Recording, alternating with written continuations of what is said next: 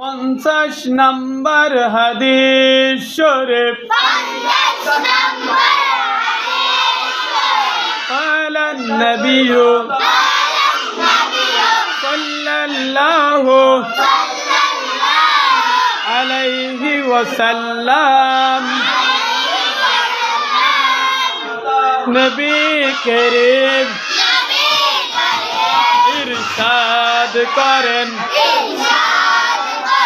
لا يدخل الجنة من لا يأمن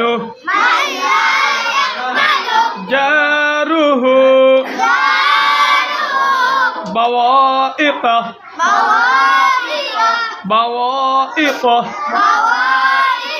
হাদিস শরীফের অর্থ ওই ব্যক্তি বেহেশতে প্রবেশ করবে না